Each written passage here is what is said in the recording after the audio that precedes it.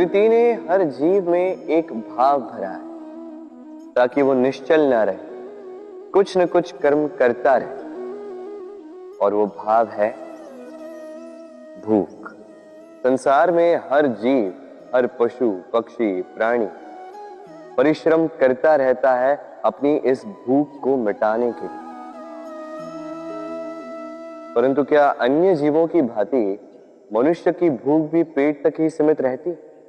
तन की भूख मिटाते मिटाते कब ये भूख मन और माया की तृष्णा में बदल जाती है पता ही नहीं चलता। और अधिकतर ये तृष्णा धन संग्रहित करने तक ही रह जाती। अपना जीवन जीना छोड़कर किसके लिए ये धन संग्रहित कर रहे हैं? आने वाली पीढ़ी के लिए। बड़ी विचित्र बात। अपना जीवन जीना छोड़कर धन संग्रहित करते करते अपने जीवन का सुख भी मिटा रहे हैं और आने वाली पीढ़ी को कर्म करने से भी बाधित कर। पूत कपूत तो क्यों धन संचय, पूत सपूत तो क्यों धन संचय। अपनी संतान को संस्कार दीजिए, धन नहीं। यदि संतान संस्कारी हो तो अपना स्वयं का एक संसार बना ली। यदि असंस्कारी हो तो आपका बना बनाया संसार यूं ही नष्ट कर दे। इसलिए जीवन में यदि कुछ संचय करना है तो ज्ञान संचय कीजिए, प्रेम संचय कीजिए और मेरे साथ प्रेम से कहिए राधे राधे। बताइए श्रेष्ठ कौन? रेशम के धागे बनाने वाला या उन धागों को बुनकर वस्त्र बनाने वाला? निश्चित रूप से वस्त्र बनाने वाला। अब बताइए श्रेष्ठ क्या है? माटी को पूरे तट पर बिखेर कर रख देने वाली बाढ़ या उस माटी को समेट कर उसी से एक मूर्ति बनाने वाला मूर्ति का? निश्चित रूप से मूर्ति का। अब बताइए श्रेष्ठ कौन है? देवताओं और दानवों का वो दल जिन्होंने अमृत प्राप्ति के लिए इस संसार में हलाहल फैला दिया, या वो महादेव जिन्होंने इस हलाहल को सूक्ष्म करके अपने कंठ में समाहित कर लिया? निश्चित रूप से महादेव श्रेष्ठ। इसी प्रकार संसार में छोटी छोटी बातों को बड़ा करने वाले श्रेष्ठ नहीं होते, क्योंकि छोटी छोटी नोकझोंकों को द्वंद्व में परिवर्तित करना बड़ा ही सरल है। किंतु श्रेष्ठ सदैव वो होता है जो बड़े से बड़े युद्ध को समझौता बनाकर समाप्त कर दे। राधे राधे। जीवन को रथ कहा जाता है, किंतु क्यों? अब आप कहेंगे कि इसलिए क्योंकि जीवन भी रथ की ही भांति चलता रहता है। किंतु कभी आपने इस रथ को समझने का प्रयास किया? रथ में आगे अश्व होते हैं और पीछे पहिए। ये अश्व आपके कर्म और ये पहिए कर्मफल। ये अश्व जहां जाते हैं ये पहिए उसी के पीछे पीछे आते हैं। यदि आपके अश्व यानी आपके कर्म शुभ सरल मार्ग पर चले तो आपकी यात्रा आनंदमयी होगी। यदि दुष्कर्म के बुरे पथ पर चलें तो आपकी यात्रा गड्ढों और झटकों से युक्त होगी। अब चयन आपका है। आप क्या चाहते हैं? आपकी यात्रा आनंदमयी हो या पीड़ादायी? अपने कर्मों के अश्वों को नियंत्रण में रखें। फल का पहिया सदैव आपको मधुर रास ही देगा। राधे राधे। कभी आपने किसी पंछी को देखा है? तीव्र वायु, भयंकर वर्षा, हिंसक जीव कई बार उनके घोंसलों को नष्ट कर देते हैं, किंतु फिर भी वो आंधियों से बैर नहीं रखती। वो कभी वर्षा से द्वेष नहीं करती, ना ही हिंसक पशुओं से प्रतिशोध लेती, वो करती हैं स्थान परिवर्तन, किसी और सशक्त डाल पर फिर से अपना घोंसला बनाने का प्रयास करती और फिर सफल होकर अपना परिवार बसा ही लेती। और फिर कुछ ही माह में उनकी नन्ही संतानें आकाश में पंख फड़फड़ाते हुए दिखती। दूसरी ओर एक नाग प्रहार का प्रतिशोध लेने के लिए मनुष्य की बस्तियों में घुस जाता और अंततः वो स्वयं ही मारा जाता। यही सीख हम मनुष्यों के लिए भी लागू होती।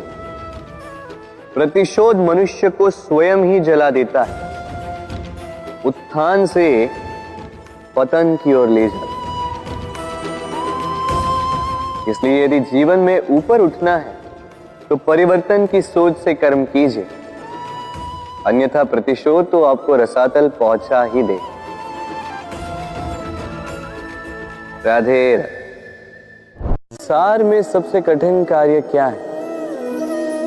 कोई कहेगा पर्वत पर चढ़ना, कोई कहेगा तैरना, कोई कहेगा उड़ना।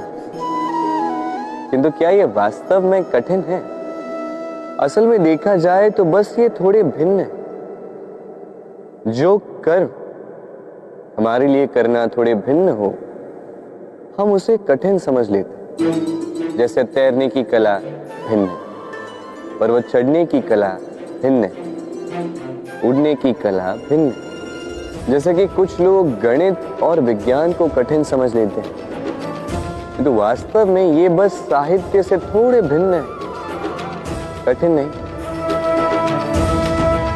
देखिए, इस संसार में कठिन कुछ भी नहीं है, बस एक दूसरे से भिन्न है। जैसे कुछ लोग हो, संबंध हो, किसी की सोच या विचारधारा हो, कभी कभी हमें समझ में नहीं आती, क्योंकि हमारी सोच और विचारधारा से वो भिन्न है। किंतु यदि ये समझ लिया जाए कि वो कठिन नहीं, बस थोड़े भिन्न है, तो अनेकों संबंधों को बचाया जा सकता है। राधे। जीवन में बहुत ही महत्वपूर्ण होती है ये अग्नि है जो ऊर्जा बनकर हमें जीवित रखती है। किंतु सोचिए, यदि ये ऊर्जा क्रोध की अग्नि बनकर भड़क जाए तो क्या होता है? एक तिनके में लगकर संपूर्ण वन को भस्म कर देती। उसी प्रकार मनुष्य के क्रोध की अग्नि भी दूसरों को तो जलाती ही है, किंतु उससे पूर्व स्वयं उसे भस्म कर देती है। तो क्या किया जाए? कैसे नियंत्रण में किया जाए इसे? उत्तर है इसमें जल मिलाकर। जल की भांति बहने दीजिए इसे, ठीक वैसे ही जैसे सूर्य अपनी अग्नि को तेज बनाकर आप तक पहुंचाता है। यही अंतर है सूर्य की अग्नि में और हमारे क्रोध की अग्नि। सूर्य की अग्नि बहकर छनकर हम तक आती है और इसीलिए वो तेज कहलाती है। दूसरी ओर हमारे क्रोध की अग्नि की तो कोई सीमा ही नहीं होती। तो अपनी भीतर की ऊर्जा को क्रोध बनाकर जलाना चाहते हैं या ऊर्जा बनाकर बहाना चाहते हैं? निर्णय आपका है। राधे राधे। इस फल को देख रहे हैं आप? ये वो फल है जो पेड़ के सबसे ऊपर वाली शाखा पर पाया जाता है। तो जब ये टूटता है तब ये उस आकाश की ओर नहीं जाता जो ऊपर हो, वह जाता है उस धरती की ओर जो नीचे से उसे तक रही होती। क्यों? क्योंकि इस फल को अपनी ऊंचाई का ज्ञान धरती की नीचाई देखकर होता है। यही बात हम मनुष्यों के लिए भी लागू होती है। यदि आप संपन्न हैं तो उनकी सहायता अवश्य करें जो आपसे सामर्थ्य में कम, जिनको सहायता की आवश्यकता। आप सामर्थ्य में अधिक है क्योंकि वो आपसे कम है।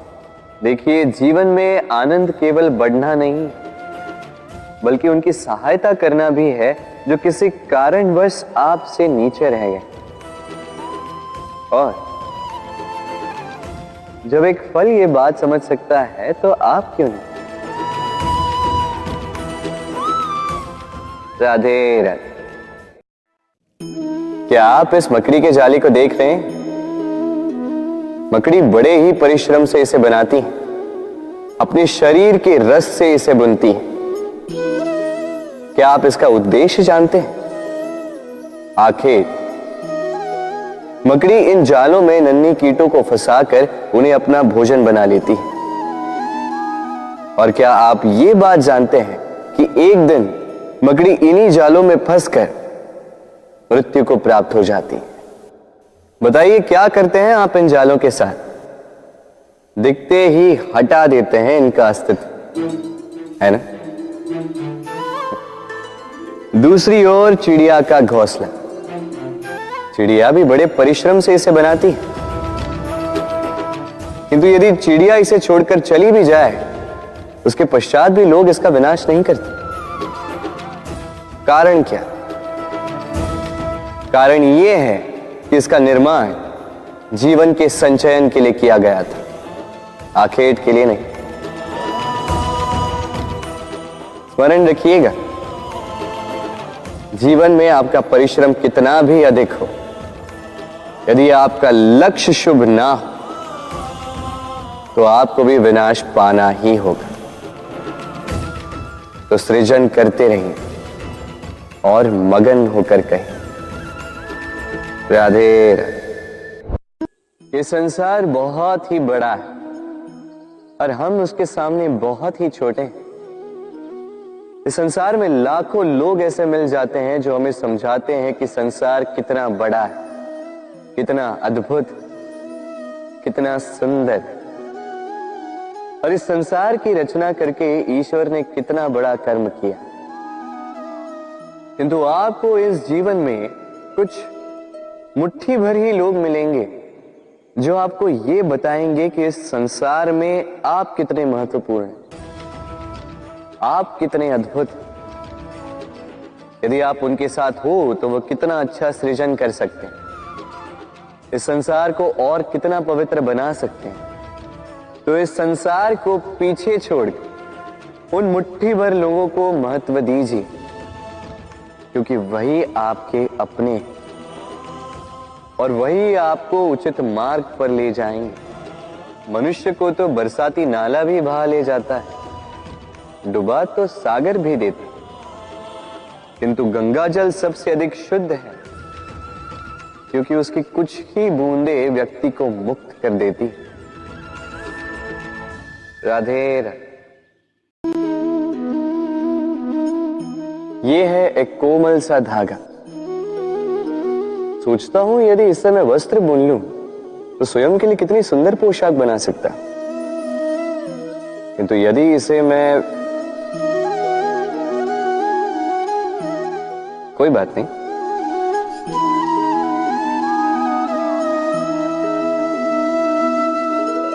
देखिए ये धागा तो जुड़ गया, बस इसमें अंतर यह है कि अब पहले जितना सरल नहीं है और इसकी लंबाई भी तनिक कम हो चुकी है।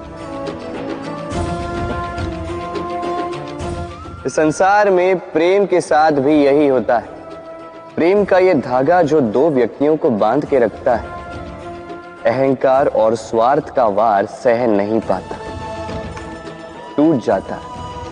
प्रयास करने पर यह संबंध भले ही पुनः जुड़ जाए, किंतु फिर भी पहले जैसे नहीं हो पाते, क्योंकि मन में गांठ बढ़ जाती है। इसलिए प्रेम को सहेज कर रखें, अहंकार और स्वार्थ से दूर रखें। राधे राधे।